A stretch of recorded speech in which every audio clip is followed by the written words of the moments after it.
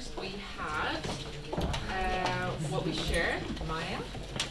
Then we had Continuity Parts. Oh, there she comes. Voices, Abby, Christy with Tyler. Great, I think we're all here.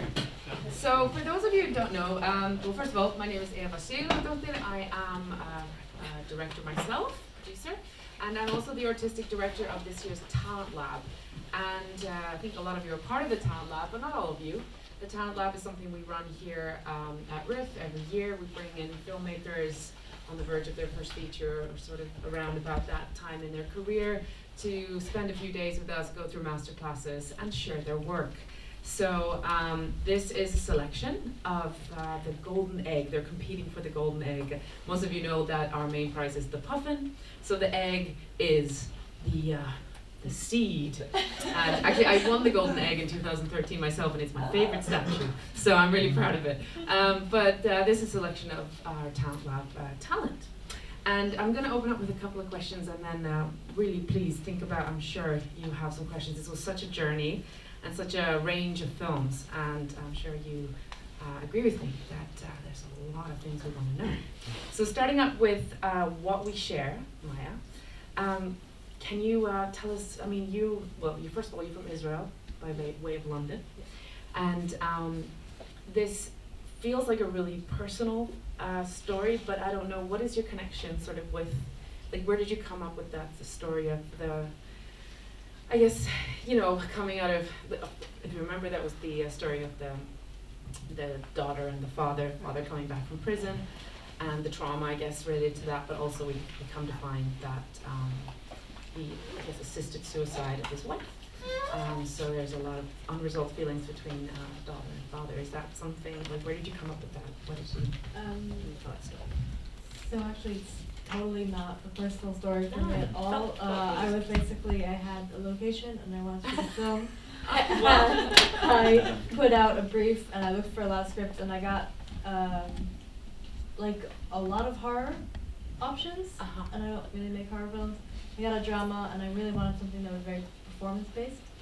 And this script, the writer read an article. So it's like based on a true story, something that had happened. So the law in the UK is very archaic in this way. So I basically selected it because I really wanted something that was very performance-driven. Yes. And something that I kind of couldn't hide behind fancy camera work.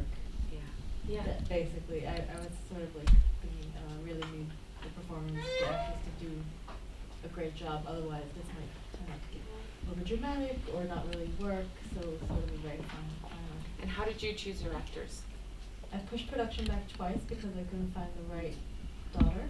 Yes, she's fantastic. Yeah, she's really good. Actually, like James Graham, who played the dad, he wasn't easy to find, but like on the first audition, it was clear it was going to be him. He just nailed it. Everyone else was a little bit, he just nailed it. So yeah, I pushed back twice, and it was really hard to find someone who I would believe are father and daughter. To be honest, it's really hard, especially for that age group. So yeah, I pushed back production twice, and I'm very fortunate, I think, that I found them. And I didn't do a chemistry match before, so I had one day of rehearsal with them before we started to shoot. And it was very, I'm amazed. I think that it's very, I think they're very convincing as people who've had a relationship that's longer than 48 hours. Yeah. Which is not really the reality of it. Yeah. You fooled me. Let's put it that way. I mean, it is a personal story because it's a real story, but so I guess they had something to build on.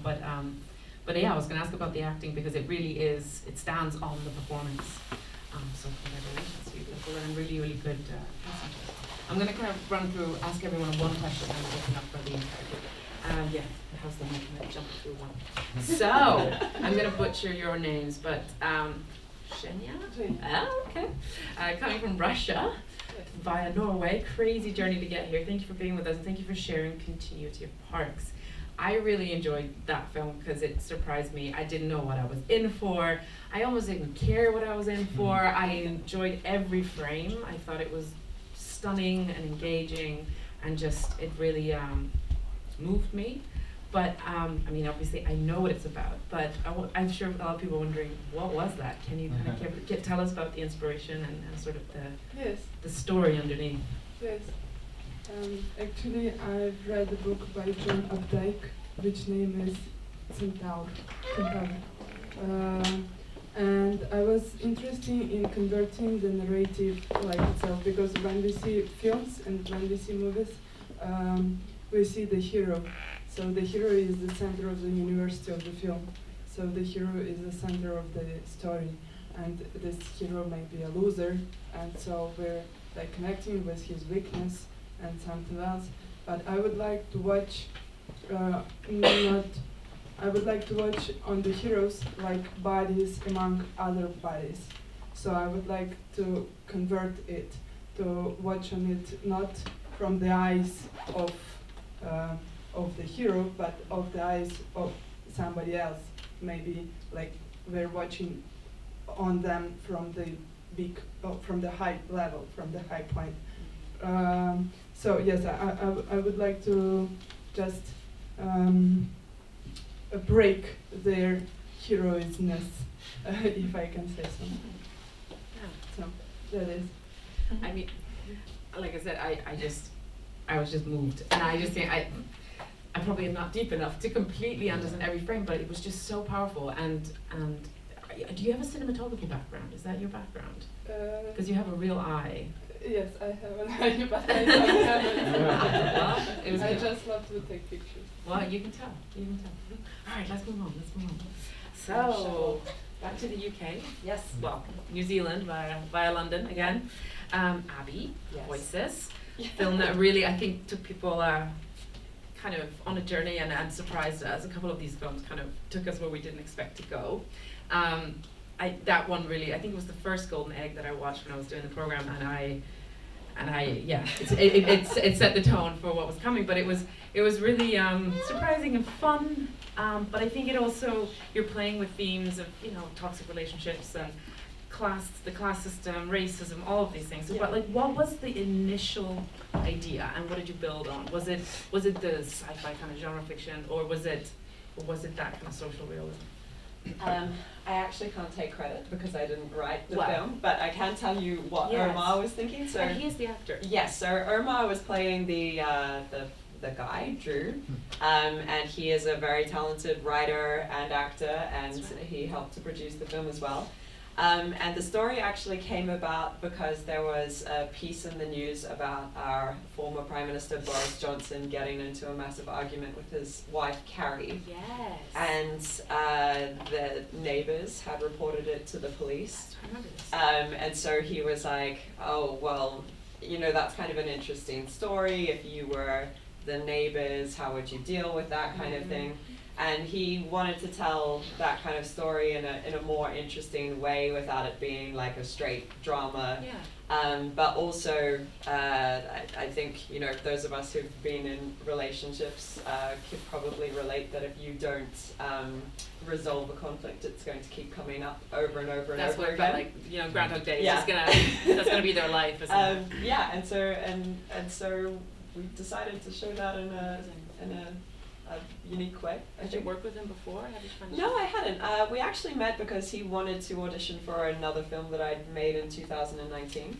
But he wasn't available for the shoot dates, but he'd been to my website and saw some other films that I'd made, and he was like, I'd like to collaborate with you on something, and he gave me 2 scripts to look at, and that was the one I chose. Yeah, great. All right, and we're moving on to Hong Kong. Yeah? Is it Christy? Yes. I'm not saying it right, great. So obviously you had the very, that was not the kind of sci-fi genre we're going back to reality, but a real genuine story, one that at least touched me, and maybe it's because I've recently had children, but it really, it was a really beautiful film. Is that, again, I ask always, where did you come up with the idea? What was the inspiration? And is that something from your life or something from someone you know? I'm curious, because it was dedicated to someone as well. Yes. Thank you for having me. But yes, this film Ate was based on my childhood. I was very young when my caretaker who raised me, she was pregnant and had to go back to the Philippines. Right. So it wasn't, the real story is that it wasn't a secret and we all knew, and I watched her belly grow, and my parents knew as well. They knew that she would have to go home. But I think the day we sent her off to the airport, I was too young to understand what farewell meant and what goodbyes were, and that she wouldn't come back. I thought she was just going on holiday again, and I was much younger than the child in this film. So this is a film that tries to explore, what was going on in Jeanette's head at the time, and so that's why it is dedicated to both her as well as another caretaker who came afterwards to raise me. Have they seen the film? So actually, it's dedicated to two women, Jeanette and Cecile passed away before I made this film. So in a way, it's a combination of both. Yes. Yeah, you can. Yeah, it was really a window as well for me into real life, and I'm glad I was right in thinking it might be something personal. Thank you. On to Not really. totally different filmmaker. We have Ryan here. I mean, of course, I go, what are you thinking? But it was such a fun watch, and weird and wonderful in all the right ways. It's based on a short story or a book. Short story, and I was reading your bio, and you make a lot of films, and you just love telling stories, it sounds like, but We have fun. you do. And wasn't that you in the first scene? Yeah, Back in the way we were from- short someone, so. So do what you can. Perfect casting. But tell us, picking that short story, how did you find it? Why this approach? The short story itself is written by a friend of mine, lives in the States, John Brownlee, and he's a fairly prolific writer. He mostly short stories, but almost everything he writes, and I don't see this with any other writer I've read, whether it's novelist or whatever, I can see it playing out as soon as I read it. And this one really kind of pushed my limits as I was reading it, because I'm like, oh, this is the most buck wild thing you've written. Wouldn't this be fun to make a film? But I needed to wait until, his other stories, I thought, well, we could do this, but this one needed a budget. And most of the stuff I do, my prolificness is also low to no budget stuff. This one I need to get a grant for, and once we got the grant, it's oh shit, I guess we're making it. Yeah. So it was it's just all his stuff has this very, the images play out in my mind as I'm reading, which I can't say really happens for many other things I read. Not that I don't enjoy it, but it made it easy. Has he seen the film? Oh yeah. What did he think? Was it what he pictured? He had no idea. He was just jazzed to see it. He really liked the casting for the two leads. Yeah, Which they're really good. it was a bit of a flip of things, not a flip of a gender flip or anything, just a flipping character for both of them based on his story. But he thought it was went in a really great direction. That's another thing. We had a good collaborative relationship. He was not controlling. He was just excited. He believed in what I wanted to do with it, and I'm glad he trusted me with it. So we had fun. Yeah, but we had fun. Great. And then moving on to Send the Rain. Come into the light. Oh yes, sorry. Hello. I mean, you left me crying. And definitely, it's such a powerful film, but beyond the fact that it's just so well crafted and the actors are amazing, you hit us with some credits at the end that just really bring it all together and kind of take us into reality. So I'm assuming that you've been through an experience like this, and it sounded like you actually lost your home. Not exactly, Okay. but pieces of that. But you've experienced this. But what is the process of kind of going through a life experience like that and then writing, I guess, a fictional story, or at least a combination of maybe experiences, and bringing that to screen? And what is that whole experience, and then sharing it with the audience? Yeah, so I was working on a documentary in the interior of Western Canada, or British Columbia, when I found out that a woman who was like a second mother to me growing up passed away. And in that documentary work, I was meeting a lot of people who either had lost their homes or were told to leave their homes and ended up being like, I know better than the authorities, and circling back around and coming back to their homes. Yeah. And so kind of losing that sense of my home and meeting those people kind of left me writing this piece. Yeah. And then we were also lucky to get a BC Arts Council grant, so we had a little bit of funding to put towards it, and we're incredibly lucky to have a really great casting team that found Laura and Vina, because they're both really, really phenomenal. And then a friend of mine is a really amazing artist and was kind enough to draw all of the work that Alice makes and draws in the film. And I gotta ask, how did you achieve the The fire? I mean, We're- I'm sure a combination of things. But. Yeah, we were very lucky. We had a really great visual effects illustrator artist. And so we just made sure we were locking off any of the shots that we were seeing the forest fires in, and then he took live fire footage and transposed it and using composition put it into the frames. It's really well done. Really well done. All right, let's open to questions. As I can see, I'm sure you guys have some. Come on now, don't be shy. Yes, at the back. I have one question about Ate. Where was it shot? What's the location? So I'm from Hong Kong. The film was shot in Hong Kong, where I grew up. I don't know if you've ever been, but it was shot on the island in a mid-levels area. Okay, and was it supposed to happen in Hong Kong or? Yes. Okay. Yes. So it's very much based on my childhood, and it's set in the late '90s. It's very vague, but I don't know if you noticed. She plays on a Nokia phone. Yeah, I noticed the snake Yeah. bit from that. That was me growing up. Alright, thank you. All right, see really badly, but I saw another hand go up. Yes. Zhenya, the casting for yours, like, was it a mix of like people who you know, or yeah? Yes, it's some of them are actors.